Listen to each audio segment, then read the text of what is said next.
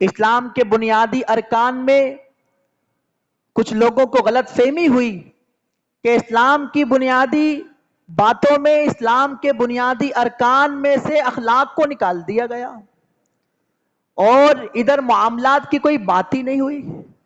نہیں، انہوں نے سمجھا نہیں۔ نماز، روزہ، حج اور زکوٰۃ جب ہم غور کرتے ہیں، یہ آدمی کو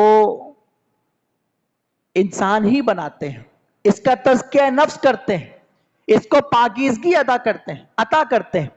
یہ نماز سے انسان پاکیزہ ہوتا ہے، اس کی اصلاح ہوتی ہے، یہ برائیوں سے بچتا ہے۔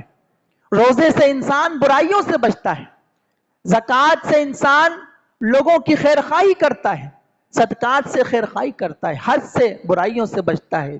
تو یہ بنیادی ارکان، اس کے اندر حقوق العباد بھی ہے۔ ہم نے سمجھا نہیں، ان لوگوں نے سمجھا نہیں کہ یہ بنیادی بات صرف اسلام یہ نہیں کہتا عبادت کے بعد فارغ ہو گئے، نماز پڑھ کے آپ فارغ ہو گئے۔ نماز ہی تمہیں برائی سے روکے گی، اخلاق حسنہ عطا کرے گی، تمہارے اندر سے رذائل خصلتوں کو دور کرے گی اور عمدہ عادتیں پیدا کرے گی۔ یہ نماز ہے، روزہ ہے، روزے کی بھی یہی حکمتیں ہیں۔